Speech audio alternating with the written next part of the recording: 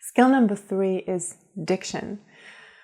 People talk a lot about eliminating their Russian accent or improving their pronunciation. I think accent is not really a problem if your pronunciation is correct.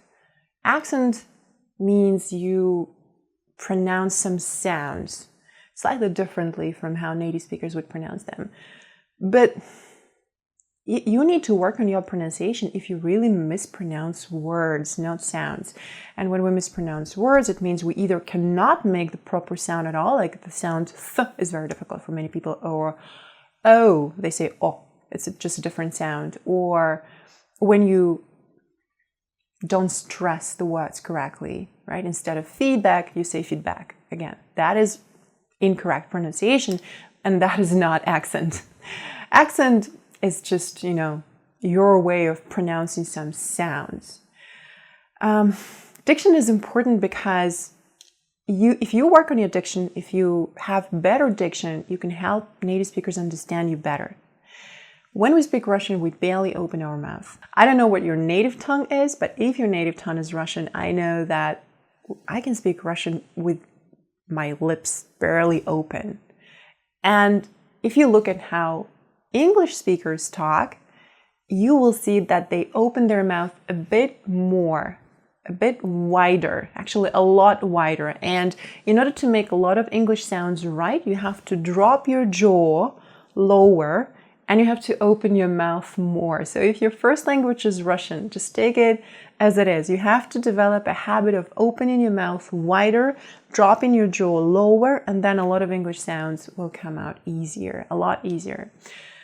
And all the students who do the exercises to develop their diction tell me that their jaw muscles hurt, and I get it because they're doing a very different job now and they need to get used to a new position.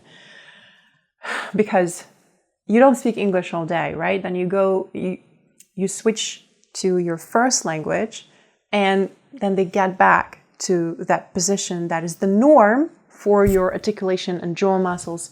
And every time you switch to English, they need to do a very different job. So to practice your diction, I want to show you 2 very simple exercises. Exercise number 1 is tongue twisters. You probably have heard about it a million times, but I want to shift the focus. Whenever you practice tongue twisters, the job is not to do them fast. The job is not to do them as fast as you can.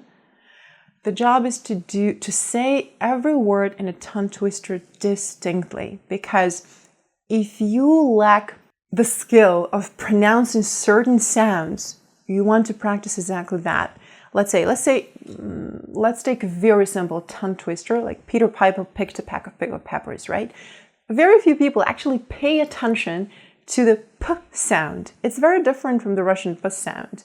It's very explosive. In English, we say a cat, Peter, Piper. You have to burst it out. It's very explosive. So whenever you practice that tongue twister, you want to pay attention to your consonants. Peter, Piper, picked. So make sure every word is clear, distinct, and you can go slowly. You don't have to rush. You just have to make sure that you say every word right and correctly.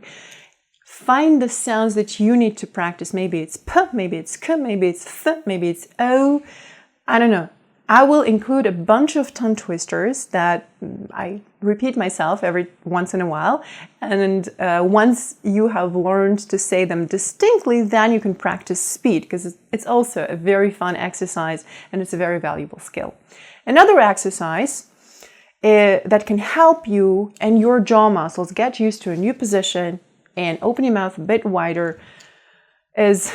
It looks funny. I'm going to show you right now. You can use a pen, and I don't have a wine cork right now with me, but this is what I use when I practice with my students. If you have a wine cork at home, or a piece of carrot, a piece of an apple, anything that you can put between your teeth, anything that will force your jaw muscles to drop and open your mouth a bit more, use that. So if you're using a wine cork, you need to place it between your teeth like this.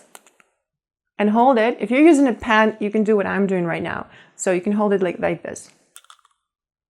And pretty much what you need to be doing, you need to be saying the same tongue twister with something between your teeth, not fast, don't go fast, but distinctly. So let me show you, it's going to look like this. So, Peter Piper picked a pack of pickled peppers.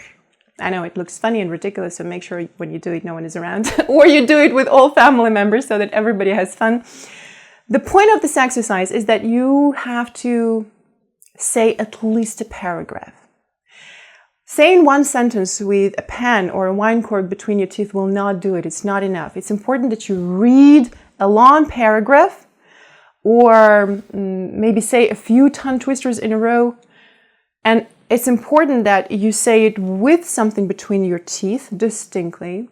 Then you remove it and say the same paragraph out loud without the instrument. And then tell me how it feels. It should feel very different, because once you hold it over there, once you're holding it, you're teaching your jaw muscles to remember a new position. And then when you remove it, this position is still going to be memorable. It's still going to be there.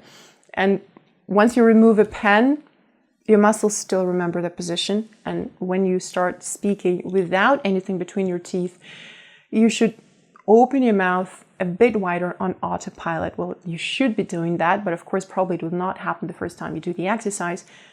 But give it a try. An actress who sings on Broadway actually showed me this exercise, and she said that diction is so important to me. I have to practice it every day, because when I sing, when we perform on Broadway, and when I sing, I got to make sure that people who sit in the very back hear and understand every word that I'm singing. Because you probably have been to situations when music is loud. You can hear that people are saying something, but you can't really hear what exactly. Everything just becomes messy and everything becomes just one long sound. So she said, no, people need to hear every word I'm saying, and here I can control it. I can improve my diction. So she says that she practices with a wine cork, and she sings the entire song with a wine cork between her teeth. Then she removes the wine cork and she sings the entire song again without the wine cork. This exercise has helped me improve my pronunciation tremendously, and I speak very differently and I sound differently when I speak Russian and when I speak English. So give it a try. And if you really need to improve your pronunciation, I would recommend doing this exercise every day and see how it feels until you get used to it.